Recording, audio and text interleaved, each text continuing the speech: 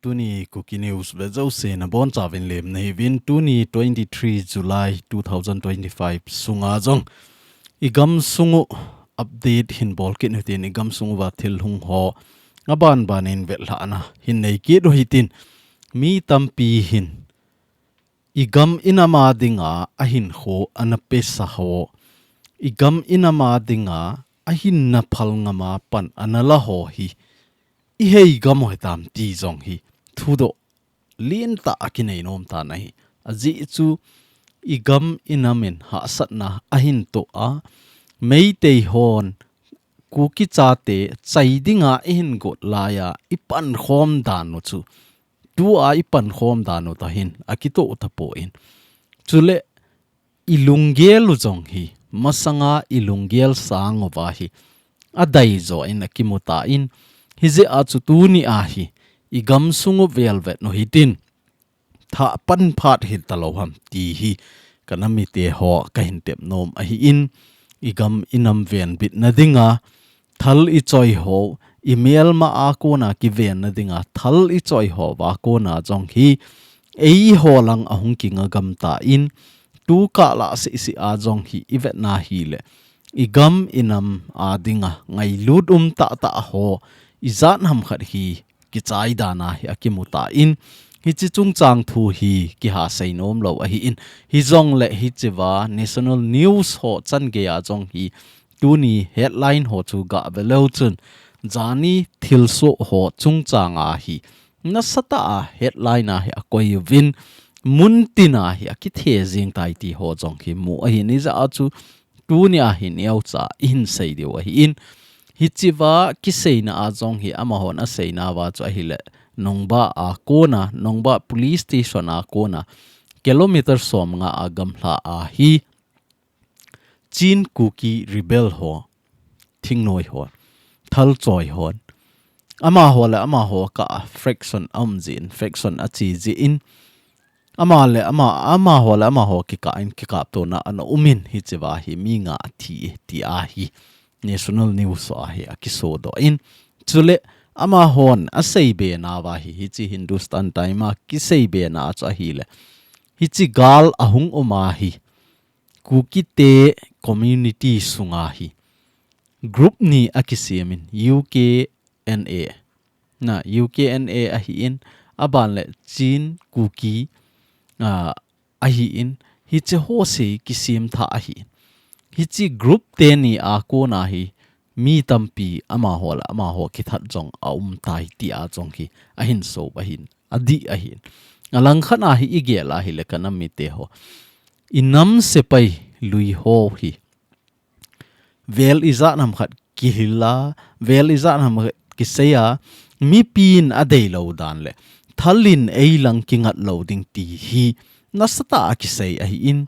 alui ho chunga wang hi hotita a umpoin alui ho le alui ho chunga hi hi chi to bang hi a umpoin a hin la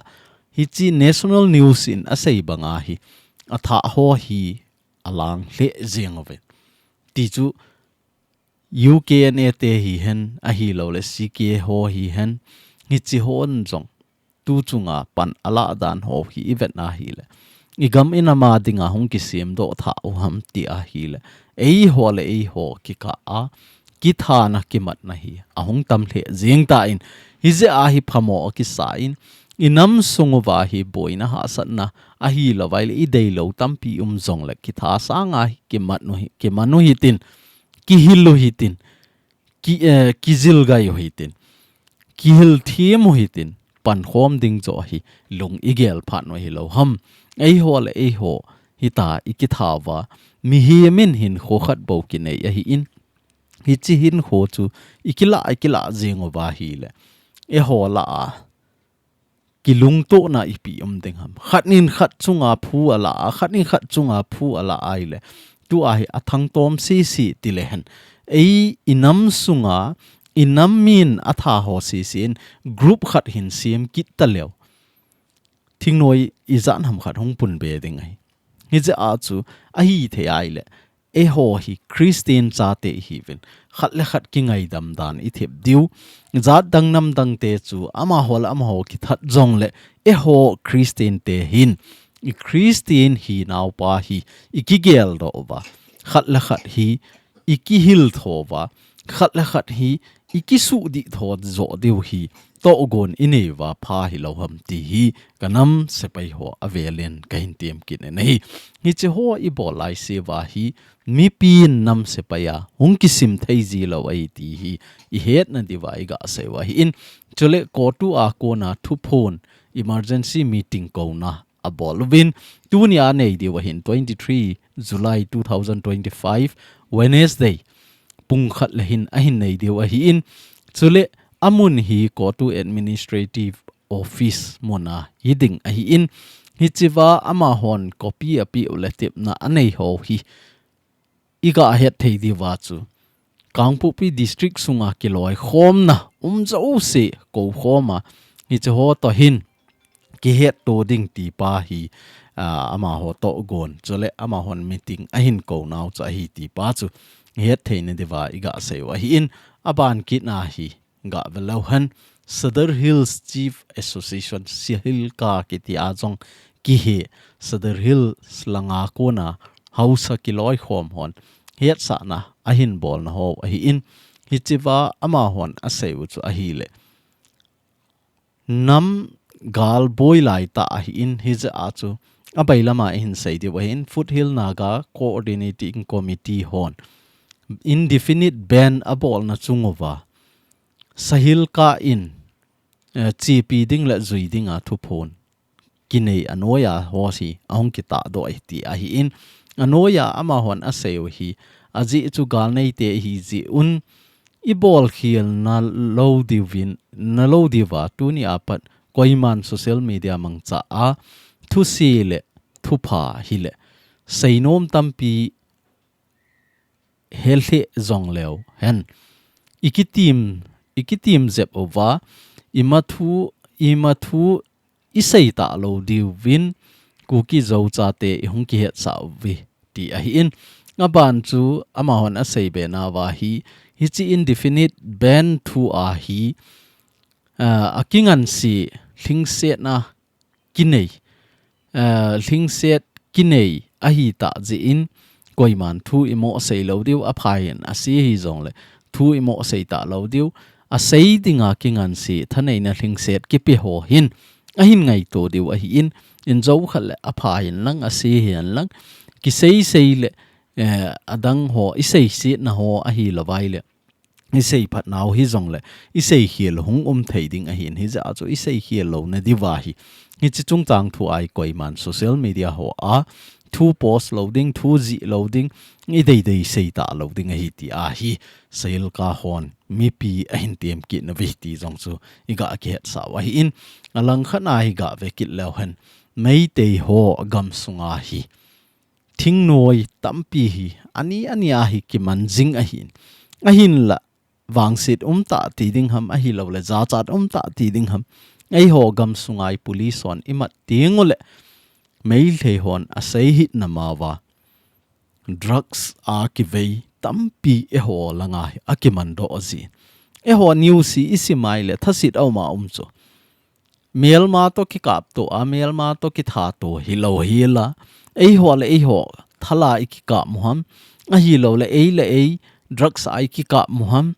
a hi lo vai le ei gari ha tol ja jukham ji a hi lo le drugs ji a gari ha tola ti ho po a hi lo le sumdeina a drugs tam pi po a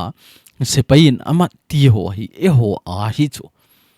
za chat dan min engo dan ho to jong iga vet ka a hi le kilom ji a hi ni za chu kan ami te ho Christian cha khat ka hi ti pai ki gel do hi tin tu ni a hi pathin ho te ka hi vi ti vai pathin dei dan lung ho lo hi ti inam sung adam theina ding ei ho ki tha lo na diu ei ho chunga thil si a hlun lo na ding kham theya hi lop da lo han phan ti hi avela hin sewa hi in mei te ho hi alang khana I se ya hi le masanga chu gam danga Burma gam sunga ki seloi Bangladesh a ki seloi hi ta cho na umo a hin la tu a hi Bangladesh gam sunga jong boy Burma gam sunga jong boy India gam sung jong boy ahi ta je acho kisial na ding hello ba Bangladesh aum ho jong Manipur ahung jam lut no ba Burma aum ho jong akihin soding deina Manipur gam sunga hung jam lut no le law and orderin anakan kha lo MIHEM chet na chelo ho tampi hung lut phana chu tu a hi ama ho jo ani a hi ki manjing over mi thum mi nga mi gup ti a hi ani chengai ki manu a hin tu a jong hi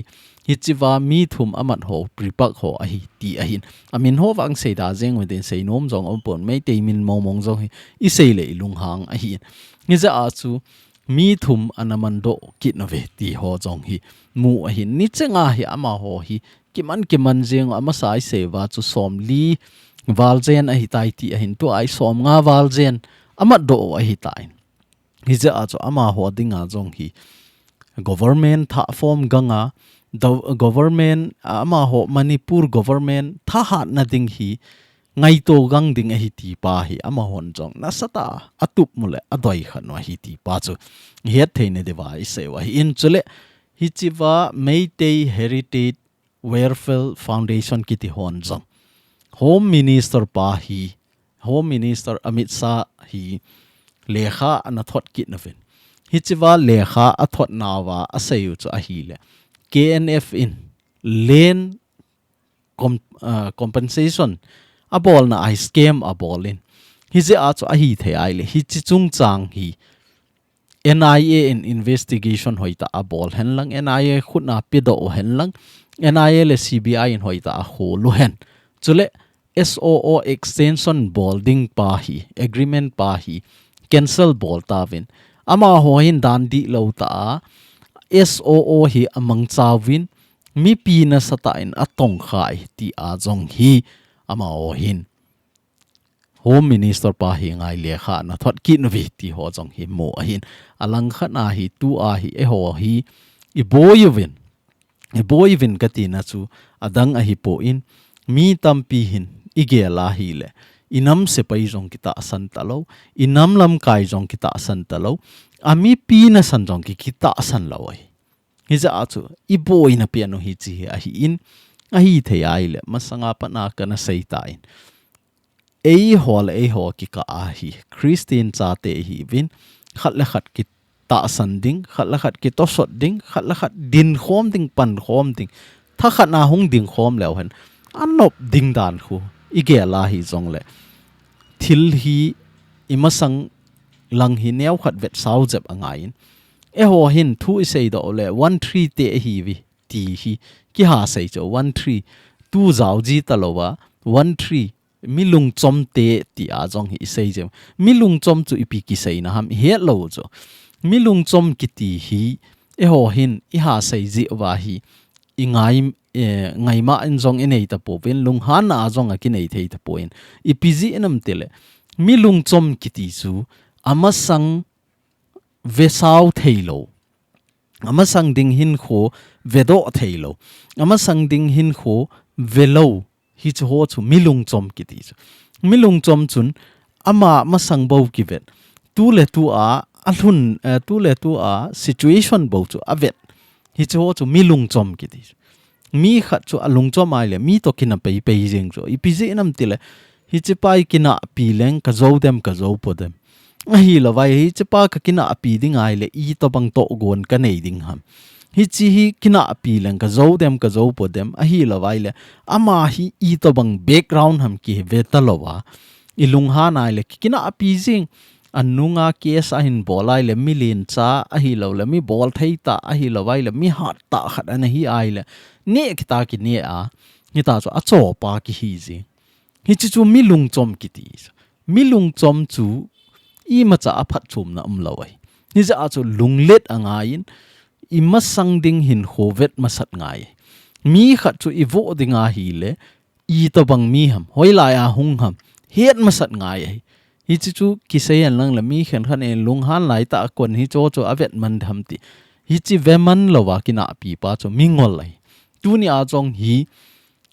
I chen khom pi me long hon na sata I phin jeng cho a hi wanga ilam kai ho hin imasang hin khoding hu ve hi han lang hi le hi chiwa hi iboi deu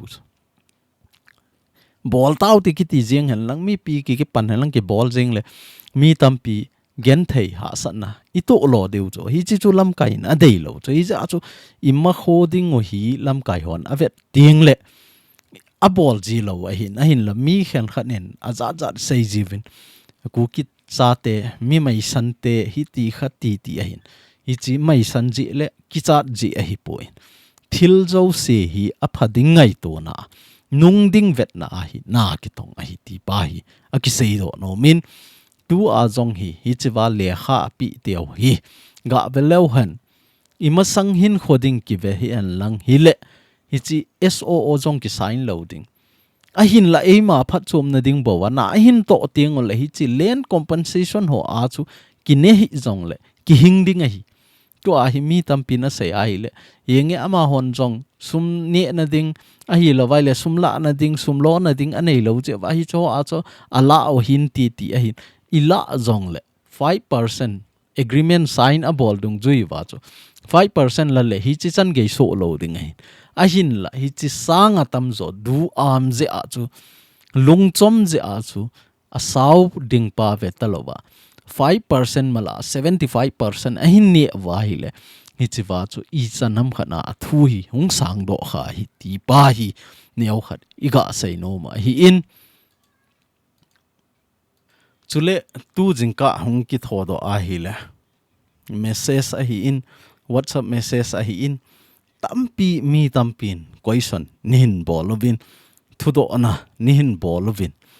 ai THEI le TC network ten seigil khom na anei na wa hichiwa pu ginza a hi in a hi lawai le pu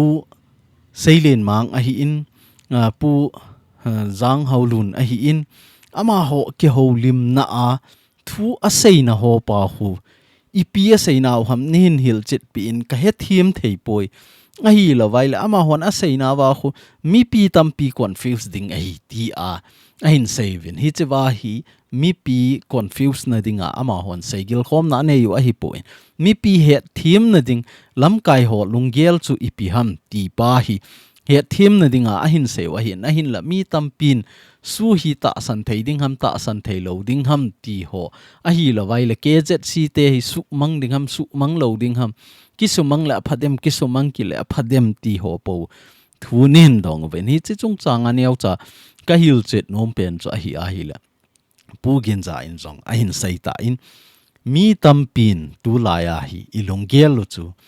mi pi movement ti a hin mi pi movement chu I to bang ham a hi lo le mi pi lungel la khom ding pa chu ama hon jong ade hi ke je sin jong ade hi za a chu mi pi hinga hi lungel ke la khom hen lang mi pi ngai dan ke la khom hen lang e ho hin peace I dai hom a hi lo le peace I dai lo ham a hi lo vai le tu a relief material soi ikila de ham ikila lo de ham mi pi ngai dan in chon hui te in zo khat le ke je sin I dai dai ke bol hen lang hele mi pin mo hin chan de wa hi ti a chu mi pi consultative meeting a hin go no vai le mi tam pin peace ana zau ji a chu him kham ana zau ji a chu hi chi him kham pa chu he thim lo ji wa na sata ki phin na in nei vai chi zong hi cancel in a ball sa kin wa hin chule hi chi ke je si mel ma mong jong mi hi tu a hi aji chu hi chi ke je si ki phu ma sanga chu ipi ki phu wam tele zo united zo united na hi chi hi su mang uma kuki in pin hi chi su mang hi tin KZC bolo hi te ti a KZC ahin bolo hin ahin la hi chi ana support lo loi chun tu ahin na sata support a ball kit nova KZC hi dem na sang ta a ball jiu cho hi chi ho ji a hi ei ho ki ka ki to mo na hi bo aban le thu do khat na hin bolo SOO chung chang thu ti ahin SOO ho 2008 laya patna ama hon tok ananevin ipi phat chomo wam ti a jong hi question tampi cho hi chi chung changa ken ka sei nom pen cho hi le SOO hon 2008 laya patna sign an a ball wa hi chi wa sign a ball pau chu union territory hilovin territorial council cho TC bo cho hi chi chu hin tin ahi le hi chi 2008 laya sign an a ball pau chu 2023 a chu hung success go ta chu aung success kon lai ta chu birin singin ama le anoya ho ato hom pi arambai tengol ho ahin ti la hi chi chu mu lo na ding te ya chu pan ahin la wa in su boyu ta chu hi le 2023 a chu ipiham khat e ho ading a chu TC ham khat chu imu diu ta chu ahi lo la autonomous district ham khat be chu ipiham khat chu imu diu ta chu ithum pau ahi lo le SOO hon sign an a ball pau chu Manipur government noya ki zong le financial direct nga e ho gam sunga ahung thun theina ding sumla pai central ko na hong ho e ho gam sunga direct nga ahung thun theina ding financial ikikop theilo na diu pa chu hi chu e ho inam se pai hon anatu mo ahin hi chu hung success go ahin hi chi pa chu a dei lo je wa ina su boy wa hi le tu a hi so on jong apan mun a khial kit na hi chu hi ta lo ding a TC mai hi ta lo ding tu a hi UT zo hi ta ding a hi ti a chu union territory with legislature ti a hin ti chu union territory hi ding ki vai hop na jong atuma ka nei dewa hi ti pa hi policy an khialo ta cho ain khialwa hi chu vai pan ala akin mo hi chu ai le mi tampi a he them lo ho mi sei zo si ta san social media thu ki ji zo si ta san ho chen ipi gel ta wam tele SOO ho ingan si wa I ma cha akana pui koi ama ho table a to a e ho thu bon ki sei lo hi chi sa nga chu mi pi ki phinu hitin mi pi zo hi center to to home hi ti chu ai wanga government dan dung juya jong chu state bank ham ahi lawai la office hoi lai ham khat government office aga chi tang pannamun khat na nei lawa ama ho to ling na nei lawa ile chun koi ma chan I ma cha na in se lo ri chu nang chu veng sung lam kai ham ahi lo le organization a lam kai na hi ham khat hi jong le chun koi man na za lo ri chu ahi wanga ama ho to ki het na ananei hoi ta tok ananei jing ana ki het pi jing ho hi chu ho chu ahi ting la hoi ta ai ho pi kit no chu hi chi to bang chu ahi to a jong hi center government hi ngol lo ahi center government hin asai chu ahi le nang ho ki ka a chamna hin sim phot no ven hiam kham bol phot no ven chamna ti chu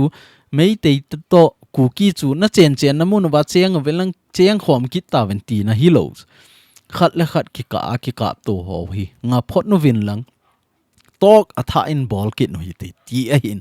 hi chi chu tu le tu a su hon a chi pi go no a hin